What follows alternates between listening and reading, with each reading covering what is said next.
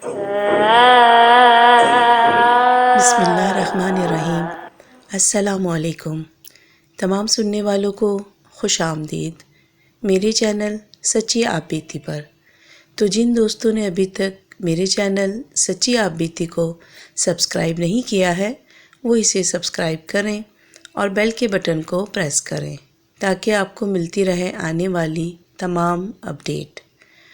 اور جن دوستوں نے ابھی میرا چینل جوائن کیا ہے انہیں دل سے خوش آمدید، اور جو دوست اپنی کوئی آپ بیتی شیئر کرنا چاہتے ہیں تو وہ میرے ساتھ شیئر کر سکتے ہیں۔ چلتے ہیں آج کی سچی آپ بیتی کی طرف، جو کہ ہمیں کراچی سے عمران نے بھیجی ہے۔ عمران کا تعلق گل بہار نمبر 1 سے ہے۔ وہ بتاتے ہیں کہ یہ واقعہ ان کے ساتھ 1990 میں پیش آیا۔ ان کے والد صاحب پیشے کے اعتبار سے دھوبی ہیں اور یہ 4 بھائی ایک ہی گھر میں رہتے ہیں۔ پورشن کیے ہوئے کافی بڑا گھر ہے اور وہاں ہم اپنے محلے میں دھوبیوں کے نام سے مشہور ہے۔ میرے والد صاحب، میرے چچا اور تایا اسی پیشے سے منسلک ہیں، لیکن میرے والد صاحب نے ہم بہن بھائیوں کو اعلیٰ تعلیم دلوائی۔ میرا تعلق جس گھرانے سے تھا، میں نے اس چیز پہ کبھی شرمندگی محسوس نہیں کی، لیکن والد صاحب کی خواہش تھی تو ہم لوگوں نے اعلیٰ تعلیم حاصل کی۔ میرے 3 بھائی اور 2 بہنیں ہیں۔ میرا نمبر 3 ہے بھائیوں میں، اور مجھ سے چھوٹی 2 بہنیں ہیں۔ تعلیم حاصل کر کے میں کسٹم میں ایک اچھے عہدے پر فائز ہوں۔ ہمارے محلے میں ایک اماں رہتی تھیں جسے ہم سب لوگ بوا کہتے تھے۔ بوا چونکہ اکیلی رہتی تھیں اپنے گھر میں، اور میں نے ان کو بس ایک بیٹے کے ساتھ دیکھا تھا۔ اس سے پہلے بھی ان کے 3 بیٹے تھے جو کہ فوت ہو گئے تھے، لیکن میں نے اپنی زندگی میں ان کے ایک ہی بیٹے کو دیکھا جو کہ سب سے چھوٹا تھا، اور وہ سیدھا مطلب مست کہتے نا وہ تھا۔ اور اماں اپنے اس بیٹے کے ساتھ اپنے گھر میں رہتی تھیں۔ ان کا گھر ہمارے گھر سے تھوڑا ہی فاصلے پر تھا، کیونکہ اماں اکیلی تھیں اور بیٹا ان کا معذور بھی تھا اور اب نارمل بھی تھا، تو ان کی جو دیکھ ریکھ کی ذمہ داری تھی وہ میرے ابو نے اٹھائی ہوئی تھی۔ انہوں نے ان کو اپنی بہن بنایا ہوا تھا، اور ابو کی ان سے انسیت دیکھتے ہوئے مجھے بھی بوا سے بہت انسیت تھی اور دلی لگاؤ تھا، کیونکہ وہ ایسی شخصیت کی مالک تھیں، سب سے پیار سے بات کرنا اور سب کا خیال رکھنا۔ اچھا، ان کا بیٹا جو تھا وہ کچھ عرصے بیمار رہ کر فوت ہو گیا۔ اچھا جوان لڑکا تھا، بس ان کی بدقسمتی تھی کہ ان کا آخری سہارا بھی انہیں چھوڑ کے چلا گیا۔ اور بوا خود بھی بہت بیمار رہتی تھیں۔ بوا کو گلے کا کینسر تھا، اور ان کا گلے پہ ایک بہت بڑا سا کہہ لیں کہ زخم تھا، پھولا ہوا گلا تھا بہت، اور دکھوں کی ماری بیچاری بوا اس دنیا میں اکیلی رہ گئی، اور میں نے ان کا اور زیادہ خیال رکھنا شروع کر دیا، کیونکہ وہ ایک بوڑھی بھی تھیں اور کچھ مطلب اتنا کام کاج نہیں کر سکتی تھیں۔ تو میں نے اور میرے ابو نے ان کو گھر میں بچوں کی چیز کی دکان لگا کے دے دی کہ چلیں، وہ ایک تو گھر بھی ان کا چہل پہل رہے گی گھر میں، اور یہ کہ وہ تھوڑی مصروف بھی رہیں گی۔ تو اس لیے ابو نے ان کو بچوں کی جو چیزیں ہوتی ہیں جیسے پاپڑ، بسکٹ، یہ جو بھی ریفریشمنٹ ہوتی ہے بچوں کی، اس کی دکان لگا کے دے دی تھی۔ بوا کے گھر میں جو ایک انہونی کہہ لیں یا پر اسراریت کہہ لیں، وہ درخت تھا آم کا، جو کہ بہت زیادہ گھنا درخت تھا، اور بوا کے آس پڑوس کے گھر میں بھی اس کی شاخیں جاتی تھیں، اور اس کا پھل بے انتہا میٹھا اور بہت لذیذ پھل تھا۔ جب گرمیوں میں آم آتے تھے تو بوا میری ذمہ داری لگا دیتی تھیں کہ جو کچے پکے آم ہوتے تھے وہ سب کے جو برابر میں گھر محلے میں سب میں تقسیم کرواتی تھیں وہ میرے ذریعے، اور میں بڑی خوشی سے ان کا یہ کام کرتا تھا، کیونکہ مجھے بوا بہت اچھی لگتی تھیں۔ مجھے ایسا لگتا تھا کہ جیسے وہ میری دادی ہیں، کیونکہ میں نے اپنی دادی کو تو دیکھا نہیں تھا، تو اس لیے میری ان سے بہت زیادہ تھی، اور وہ بھی مجھے بہت پیار کرتی تھیں۔ نام تو میرا عمران تھا، لیکن بوا نے مجھے پیار سے محبوب پکارتی تھیں، اور یہ محبوب نام میرا اتنا فیمس ہو گیا کہ میرے یار دوست سب مجھے محبوب کے نام سے ہی پکارنے لگے۔ خیر، بوا کا گھر اس طرح تھا کہ 2 کمرے تھے پیچھے بنے ہوئے، پھر آگے چھوٹا سا برآمدہ تھا، اور اس میں تخت رکھا ہوا تھا، اور میں نے ہمیشہ بوا کو اس تخت پر ہی دیکھا، کبھی کمروں میں نہیں دیکھا، کیونکہ کمرے بوا کے بند ہوتے تھے، اور کبھی تجسس بھی نہیں ہوا کہ اس کمرے میں کیا ہے۔ لیکن جب بھی میں بوا کے گھر جاتا تھا تو وہاں کی جو ایک پراسراریت تھی نا، وہ مجھے تھوڑا سا پریشان کرتی تھی، کیونکہ وہ جو درخت تھا نا، اس میں کوئی ایسی کہہ لیں کہ کشش تھی کہ وہ چیز مجھے تھوڑا پریشان کرتی تھی۔ میں جب بھی بوا کے گھر جاتا تھا، ایک سناٹا، عجیب سا سناٹا ہوتا تھا بوا کے گھر میں، اور وہ بیچاری تخت پہ بیٹھی ہوتی تھیں، اور بچے کبھی اکا دکا کوئی بچے آگے کوئی چیز لینے یا کچھ کرنے، محلے کی بچیاں آ کے ان کا مطلب صفائی ستھرائی کر دیتی تھیں برآمدے کی، اور جہاں بوا بیٹھتی تھیں صحن وہن کی وہاں کی، کیونکہ کمرے کبھی بوا نے کھولے نہیں تھے، نہ ہم لوگوں نے کبھی دیکھے بھی نہیں تھے کھلے ہوئے۔ خیر، اس طرح کافی ٹائم گزر گیا، اور میری پڑھائی کمپلیٹ ہو گئی، اور میری اچھی جاب بھی لگ گئی، پھر میری شادی بھی ہو گئی، جس کا بوا نے بہت ہی خوشی کا اظہار کیا۔ وہ بھی مجھے اپنے بالکل بیٹوں کی طرح ہی پیار کرتی تھیں، اور میں بھی ان کا بہت خیال رکھتا تھا، اور بوا کا جو کھانا ہوتا تھا میں ہی رات کا کھانا لے کے جاتا تھا، اور 2-4 گھنٹے ان کے پاس بیٹھ کے ان کی باتیں سن کے اور ان کے ساتھ مطلب ٹائم سپینڈ کرتا تھا۔ پھر بوا سے مجھے باتوں میں پتہ چلا کہ بوا کے جو ہسبینڈ تھے وہ انگریزوں کی مطلب کہہ لیں کہ آرمی میں تھے، اور جب پاکستان ہندوستان بنا اس سے پہلے ہی وہ مطلب فوت ہو گئے یا جو بھی تھا۔ پھر بوا جب پاکستان بنا تو وہ اس گھر میں آ کے آباد ہو گئی۔ وہ کہتی ہیں کہ میرا کوئی بھی رشتہ دار مطلب زندہ نہیں بچا، میں نے اپنے 4 بچے جس طرح بھی اٹھائے وہاں سے، 4 بیٹے تھے ان کے، اور ان بیٹوں کو لے کر پاکستان آ گئیں، اور جب سے وہ اسی گھر میں رہ رہی تھیں۔ ان کے برابر بھی 2 گھر تھے، وہ بھی مطلب اچھے لوگ تھے، ان کے خیال کرتے تھے۔ پھر ایک دن بوا نے مجھے بتایا کہ جو میرے خاندان کی بربادی کی ذمہ دار یہ درخت ہے، کیونکہ درخت کو میں نے اپنے ہاتھوں سے ہی لگایا تھا جب میں یہاں پر آئی تھی، اور کہہ رہی یہی درخت میرے گھر کی بربادی کی ذمہ دار ہوا۔ جب بڑا ہوا، کافی پھیلا وہ درخت۔ اچھا، جو ہم لوگوں کا گھر تھا نا، اس سے آگے جا کے یہ لیاری ندی شروع ہو جاتی ہے، آپ کو پتہ ہوگا کافی فیمس ہے یہ لیاری ندی۔ تو یہ لیاری ندی وہاں پہ شروع ہو جاتی ہے، اور اس کا کہہ لیں کہ آپ کو پتہ ہے ایسی جگہوں پہ بہت ساری چیزیں ہوتی ہیں۔ تو بوا کہتی ہیں کہ مجھے جب یہ درخت کافی بڑا پھلا پھولا تو مجھے ایک دن ایسا ہوا کہ چلو اس کو تھوڑا سا چھٹوا دوں، کیونکہ اس کی صفائی کرنا ان کے لیے مشکل ہو جاتی تھی۔ کہہ رہی میں نے ایک دن مزدور کو بلا کر، اور وہ درخت کی جو شاخیں تھیں جو دوسرے کے گھروں میں جا رہی تھیں ان کو بھی ڈسٹرب کرتی تھیں، وہ انہوں نے کٹوا دی۔ کہہ رہی وہ شام کے جو میں نے درخت کی شاخیں کٹوائی ہیں مزدوروں سے، وہ سارا سامان ندی میں پھینکوا دیا۔ کہہ رہی اسی دن میرا بڑا بیٹا اس قدر شدید بیمار ہوا، بخار اس کو اتنا ہوا، حالانکہ اچھا خاصا اپنے کام سے آیا تھا، وہ اس کو اتنا شدید بخار ہوا کہ صبح ہونے سے پہلے ہی وہ اللہ پاک سے جا ملا۔ کہہ رہی میں نے یہ کہا کہ چلو کوئی بخار ہے بچے کا، کہہ رہی جب میں نے اتنا نوٹس اس چیز کا نہیں کیا کہ شاید یہ درخت کے کٹنے سے اس کو کوئی مسئلہ ہوا ہے۔ پھر کہنے لگیں کہ کچھ عرصہ گزرا، 4-6 سال گزرے، تو کہہ رہی پھر مجھے درخت کا ہوا کہ چلو اس کو تھوڑا چھٹوا دوں۔ کہہ رہی پھر میں نے کیا، تو کہہ رہی پھر وہ میرا جو دوسرا بیٹا تھا وہ روڈ ایکسیڈنٹ میں فوت ہو گیا. کہہ رہی اس کو بھی میں نے اپنے رب کی رضا سمجھا. کہہ رہی تب بھی میں نے یہ دماغ میں بات نہیں آئی کہ یہ درخت کٹوایا اس کی وجہ سے.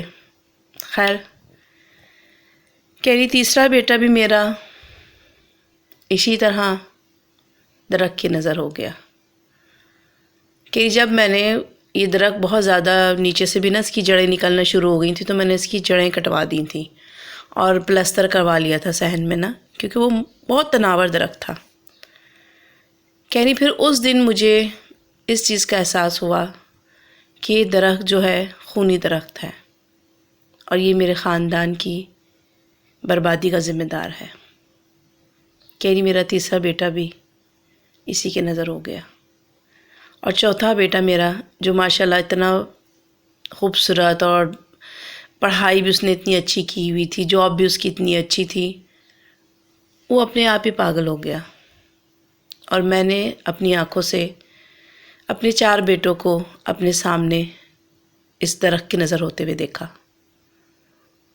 نہ تو میرے آگے تھا نہ کوئی میرے پیچھے تھا، میں جاتی بھی تو کہاں جاتی. مجبوراً اسی گھر میں رہ رہی ہوں اور صحن میں بیٹھی اس درخت کو کوستی ہوں اور اللہ سے دعا کرتی ہوں کہ کون سی منوس گھڑی تھی جو میں نے اس کو لگایا تھا اپنے ہاتھوں سے، اور یہی میرے خاندان کی بربادی کا ذمہ دار ہے. میں نے ایک دن بوا سے پوچھا کہ بوا آپ اس کو پورا کیوں نہیں کٹوا دیتی؟ انہوں نے کہا بیٹا اس کو میں نے تھوڑا کٹوایا تھا تو تم دیکھ لو کہ کتنی بربادی ہوئی ہے. خیر کچھ نہیں کر سکتے تھے، جب تک بوا تھیں انہوں نے اسی گھر میں رہنا تھا، کہیں جا بھی نہیں سکتی تھیں.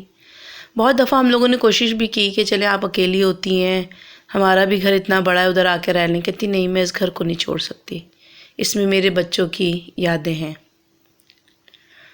اور میں نے ان سے کہا کہ بوا سردی ہوتی ہے گرمی ہوتی ہے، آپ یہاں برآمدے میں کیوں ہوتی ہیں، آپ کمروں میں کیوں نہیں جاتی ہیں؟ تو کہنے لگی کمروں میں جاتی ہوں تو مجھے وحشت ہوتی ہے بیٹے کمرے سے کم باہر بیٹھتی ہوں تو مجھے کھلی ہوا محسوس ہوتی ہے، پرندوں کی اور بچوں کی آنے جانے کی جو ہوتی ہے آواز وہ مجھے وہ کرتی ہے. اور بوا کا ہمیشہ دروازہ کھلا رہتا تھا، کبھی میں نے بوا کا مین گیٹ بند نہیں دیکھا تھا. ہاں ان کے کمروں کا میں نے ہمیشہ جو دروازے تھے نا وہ بند دیکھے تھے. خیر میری شادی ہوئی تو میں اپنی بیگم کو ملوانے وہ بوا سے لے کر گیا کیونکہ وہ جاتی آتی بھی کہیں نہیں تھی. پھر میری بیگم کو بھی بوا بہت اچھی لگی اور پھر میری بیگم نے کہا کہ ان کی ذمہ داری آج سے میں لیتی ہوں، کھانا پکانا جو بھی ہوگا ہفتے میں 1 دن آ کے صفائی کر دیا کروں گی اور پھر کھانا پکانا ان کو اسی طرح جیسے میں پہلے جاتا تھا بوا کو کھانا دینے، سب کچھ بوا کے ساتھ میں ان کی مدد بھی کرتا تھا، جس طرح بھی کپڑے بھی عید تہوار بھی سب کچھ ایک ماں کی طرح میں ان کا اپنی دادی کی طرح ان کا خیال رکھتا تھا. اچھا ایک دن بوا کافی بیمار ہو گئیں کیونکہ ان کو گلے کا کینسر تھا، تو ہاسپٹل ان کو ایڈمٹ کیا تو ڈاکٹر نے کہا کہ آخری اسٹیج ہے تو بہتر ہے کہ آپ لوگ ان کو گھر لے جائیں کیونکہ فائدہ نہیں ہے یہاں کچھ رکھنے کا. خیر بوا بیمار تھیں، پھر کچھ دن رہ کے ہاسپٹل، اور جب ڈاکٹر نے کہا کہ ان کے گھر لے جائیں تو ہم ان کو گھر لے آئے اپنے. لیکن بوا کہتی کہ آپ لوگ مجھے میرے گھر ہی لے جائیں. اور پھر اس طرح میں بوا کو ان کے گھر چھوڑ آیا. اور یہ کہ ذمہ داری ہماری یہ تھی کہ سارا ٹائم گزار کے رات میں پھر جو میری بیگم ہوتی تھیں نا وہ کہتی تھی کہ میں رک جاؤں گی، لیکن بوا کسی کو رکنے نہیں دیتی تھیں، کہتی تھی آپ لوگ جائیں، صبح چاہے آپ جلدی آ جاؤ لیکن رات نہیں رکنا یہاں پر.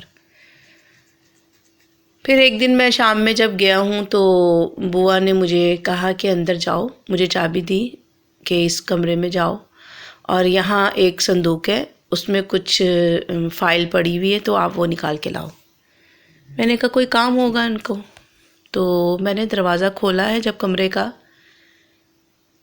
تو اندر ایک عجیب قسم کی وحشت تھی، سناٹا، اور ایسی اسمیل تھی جیسے کہ بہت کہتے ہیں نا کہ مٹی کو بہت گیلا کیا ہوا اس کی جو اسمیل ہوتی مٹی کی، اللہ معاف کرے جیسے قبر کا وہ جو مٹی ہو کچھ اس کی گیلے کی اسمیل وہ تھی اس کمرے میں.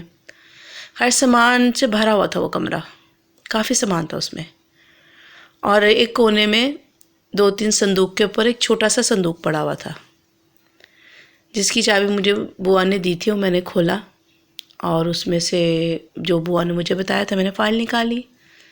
ابھی میں فائل نکال کر صندوق بند ہی کر رہا تھا تو اوپر جو نا 5 تصویریں لگی ہوئی تھیں۔ اس میں ایک بوا کے ہسبینڈ کی تھی، اور 3 کو تو میں نہیں جانتا تھا، لیکن چوتھے جو ان کے بیٹے کو وہ میں جانتا تھا، تو میں سمجھ گیا کہ یہ ان کے بیٹے ہی ہیں۔ لیکن ان کے ہسبینڈ کی جو آنکھیں تھیں نا، آپ یقین نہیں کریں گے کہ وہ ایسی جیسے کوئی زندہ انسان کی آنکھیں، اور وہ مجھے بہت غور سے دیکھ رہے ہوں۔ یہ چیز دیکھ کے مجھے تھوڑا سا خوف آیا، اور میں نے جلدی سے صندوق بند کیا اور کمرے سے باہر آ کے تالا لگا دیا اور بوا کو فائل دے دی۔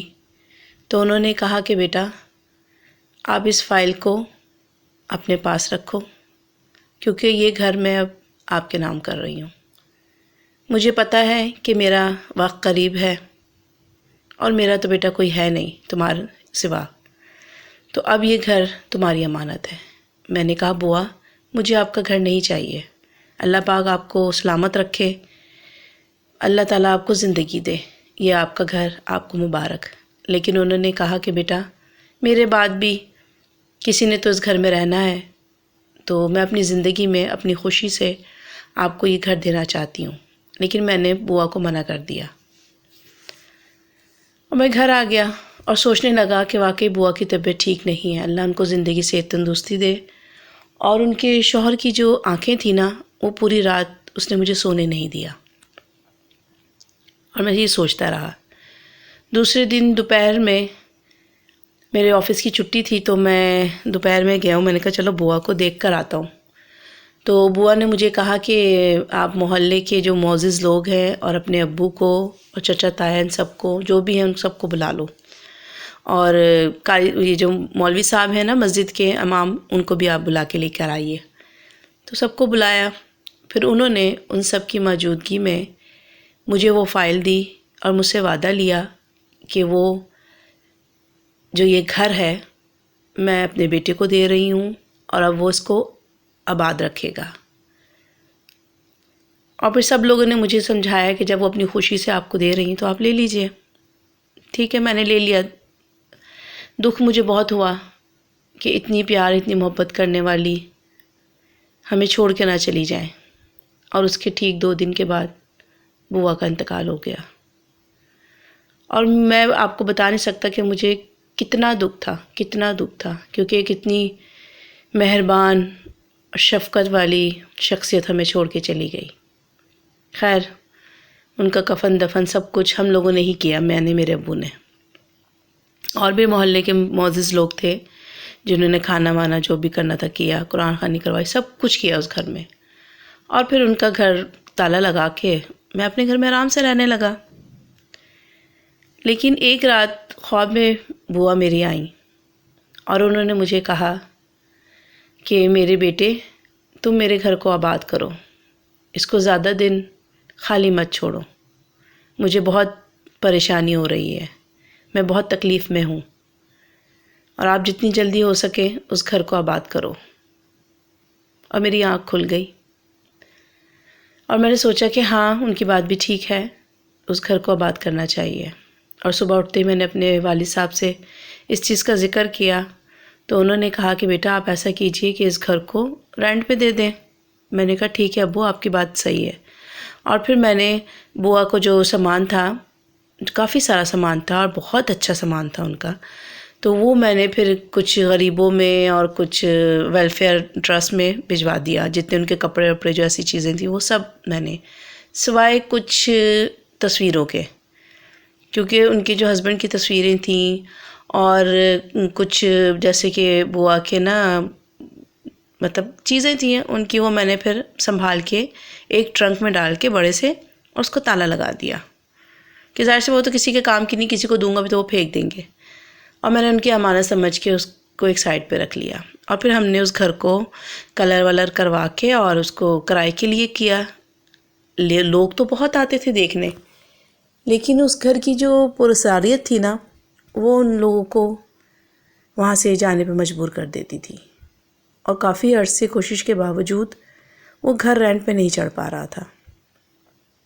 تو پھر میرے بڑے بھائی نے مجھے کہا کہ عمران ایسا کرو، تم اس پورے گھر کو گرا کر یہاں پہ 3 منزلہ عمارت بنا لو، چلو یہ ہو جائے گا کہ ایک طرح سے انکم کا بھی تمہارے پاس ذریعہ آ جائے گا، اور یہ گھر بھی یہ آباد ہو جائے گا، کیونکہ ایک تو گھر وہ پرانے اسٹائل کا بنا ہوا تھا، تو کیا پتہ لوگوں کو اچھا نہ لگ رہا ہو وہ۔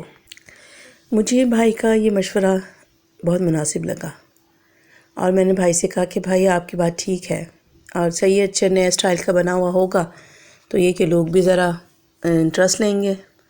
اور پھر ہم لوگوں نے سب سے پہلے اس درخت کو کٹوایا، اس کے لیے مزدور بلایا ہم لوگوں نے، اور وہ درخت اتنا بڑا تھا، اتنا تناور تھا کہ وہ جو مزدور صبح لگے تھے انہیں شام ہو گئی، خالی اس کی انہوں نے کچھ شاخیں ہی کاٹی۔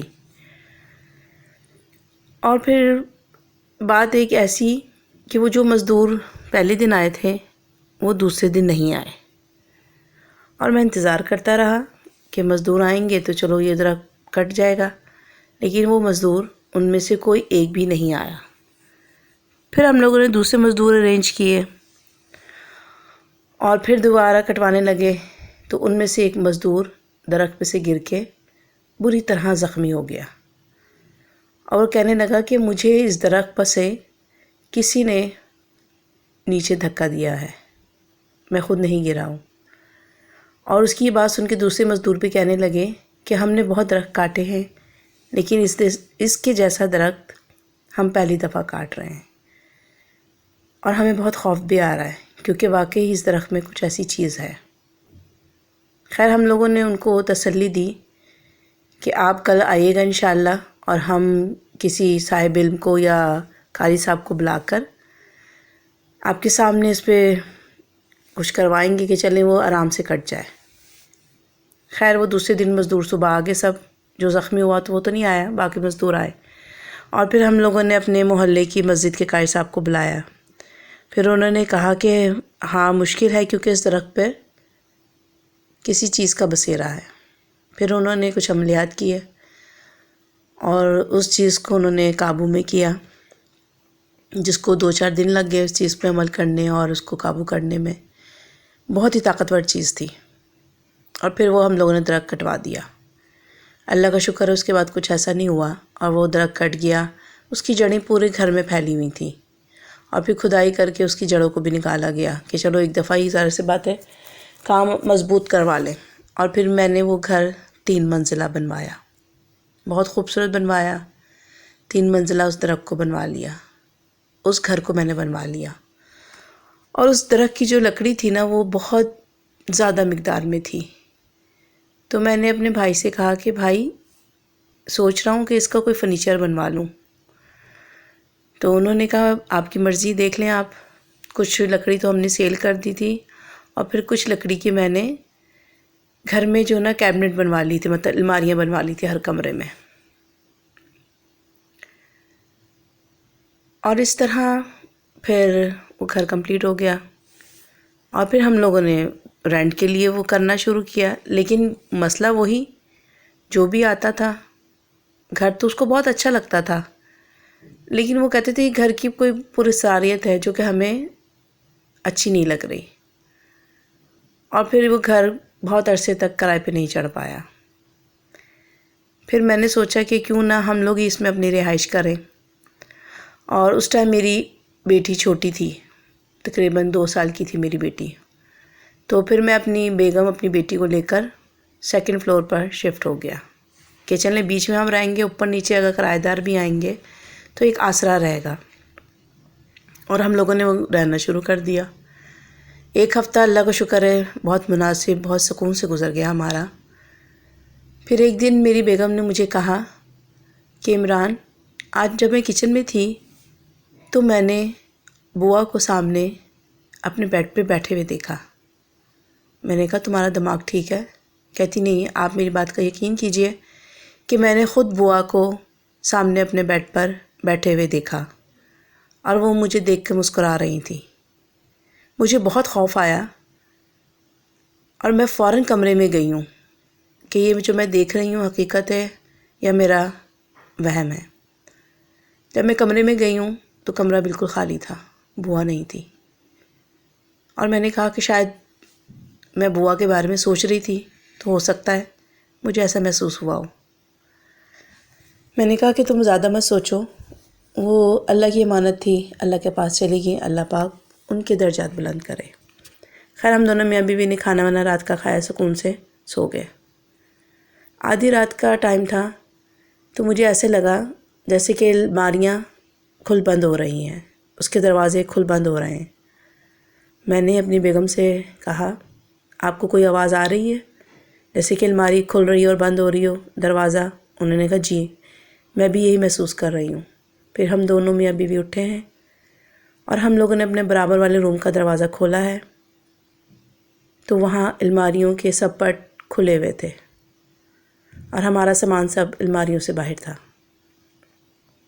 میں نے بیگم سے کہا کہ یہ سب کیسے ہوا؟ انہوں نے کہا میں بھی آپ کے ساتھ ہی تھی، مجھے کیا پتہ۔ خیر ہم لوگوں نے سب سامان اٹھا کے واپس رکھا اور دروازے اس کے بند کر دیے اور اپنے کمرے میں آ کے اس بارے میں سوچنے لگے۔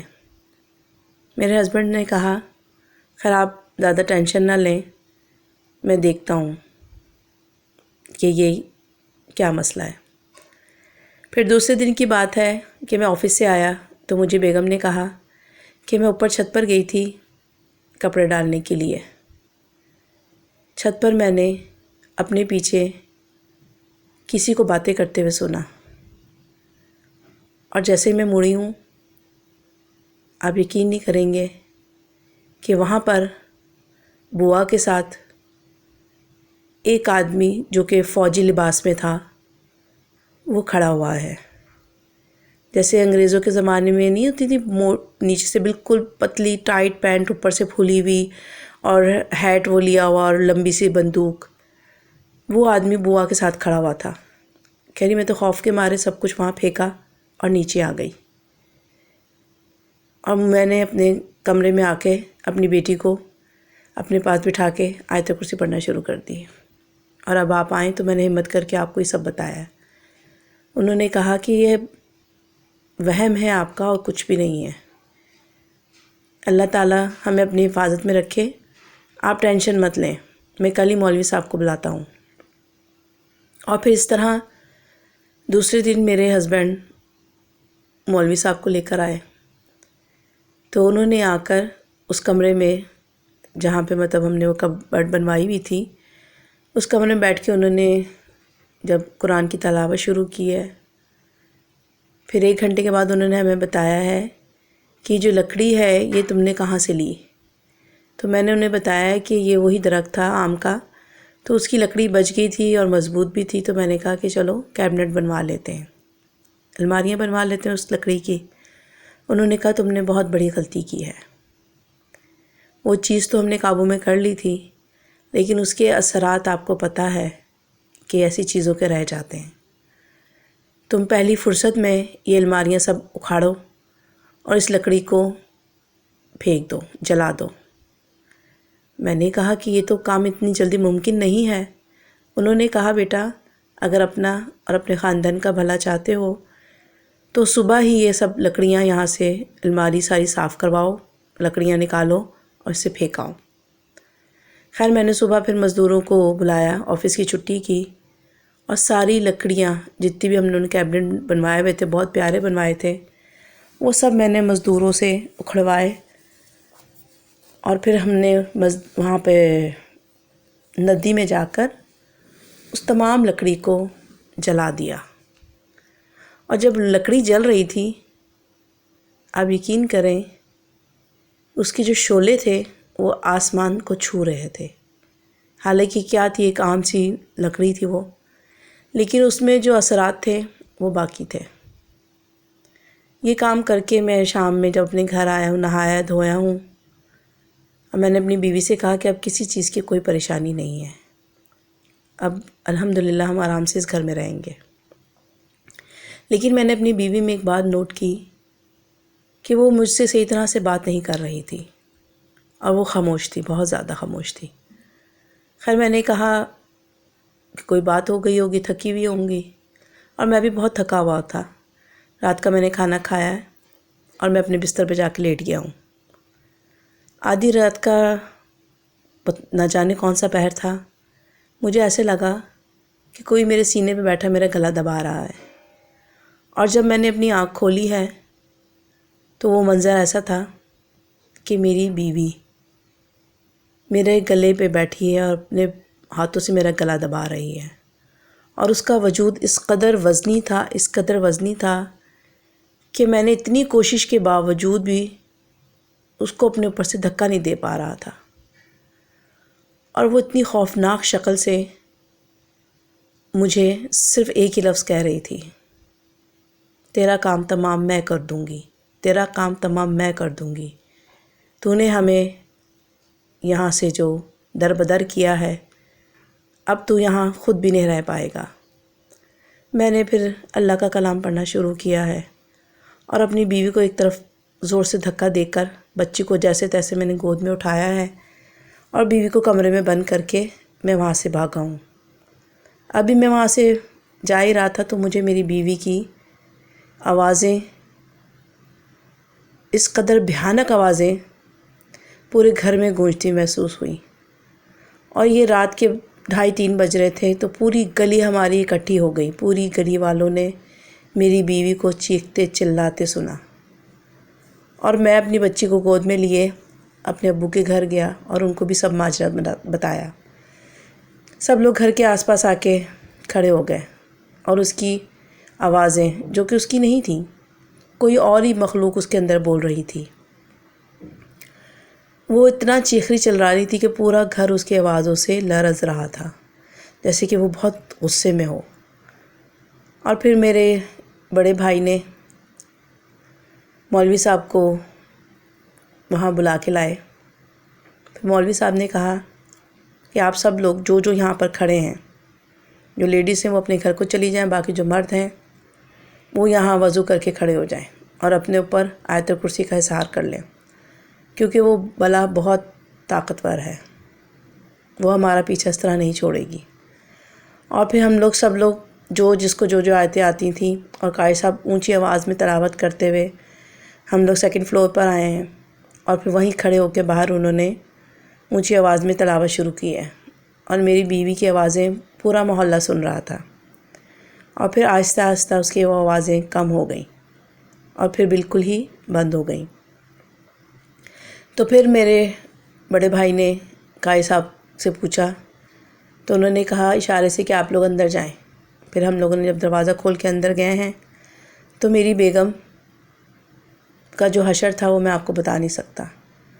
اس نے اپنے آپ کو بہت بری طرح سے زخمی کیا ہوا تھا، پورے بال اس کے بکھرے ہوئے تھے، اور جگہ جگہ سے اس کے چہرے پہ، جسم پہ خون تھا، جیسے کہ کسی نے اس کو بہت زد و کوب کیا ہو، بہت مارا ہو. میں اپنی بیوی کی حالت دیکھ کر بہت دکھ میں آ گیا کہ میں نے یہ کیا اپنے گلے بلا لے لی. اور میں نے بڑی مشکلوں سے اپنی بیوی کو اٹھا کر بیڈ پہ لٹایا. پھر قاری صاحب نے ان کو ایک تعویذ بنایا، پھر اس کا اظہار کیا اور مجھ سے کہا کہ آپ جتنی جلدی ہو سکے اس گھر کو چھوڑ دیں، ابھی فی الحال آپ کچھ عرصہ اس گھر کو بند ہی رہنے دیں. اور پھر میں نے اپنی بیوی اور بیٹی کو لے کر اپنے باپ کے گھر آ گیا، اور وہ گھر میں نے تالا لگا دیا. کچھ عرصہ وہ گھر بند رہا. پھر میں نے اپنے باپ سے اور اپنے بھائی سے مشورہ کیا کہ کیوں نہ ہم اس گھر کو اللہ تعالیٰ کی کلام کے لیے وقف کر دیں. اور پھر ہم نے اس گھر میں 3 منزلہ جو گھر تھا اس میں بچیوں کا، عورتوں کا اور بچوں کا مدرسہ قائم کر دیا، کیونکہ وہ اس اوقات میں مطلب کہ مدرسے کا ٹائم تھا کہ چلو بچے آرام سکون سے پڑھ لیں، اور باقی جو بھی مخلوق وہاں موجود تھی، جو رہ گئی تھی، وہ اپنے آرام سے رہتی رہے. اور آج بھی وہ گھر میں نے ایک مدرسے کو اس میں دیا ہوا ہے. اور اس کے بعد الحمدللہ میں میرے بچے، میری بیوی ہر آفت ہر بلا سے محفوظ ہے، اور ایک طرح سے وہ جو گھر بوا کے لیے ہی صدقہ جاریہ بن گیا، کیونکہ وہ آج بھی کافی بچے وہاں سے قرآن پڑھ کر، قرآن کی تعلیم حاصل کر کے فیض یاب ہوئے ہیں۔ تو یہ تھی عمران کی سچی آپ بیتی۔ امید کرتی ہوں کہ آپ لوگوں کو بہت پسند آئی ہوگی۔ اپنے دوستوں کے ساتھ شیئر کرنا مت بھولیے گا، اور اس ویڈیو کو لائک کرنا تو بالکل مت بھولیے گا، اور جو اپنی آپ بیتی میرے ساتھ شیئر کرنا چاہتے ہیں وہ انسٹاگرام پر آ کر مجھے اپنی آپ بیتی بتا سکتے ہیں۔ شکریہ۔ تو چلیے چلتے ہیں آج کی اچھی بات کی طرف۔ بعض اوقات کوئی ہماری خاموشی کا بھی مستحق نہیں ہوتا، اور ہم اسے احساسات کے ترجمے سنا رہے ہوتے ہیں۔ اللہ حافظ، فی امان اللہ۔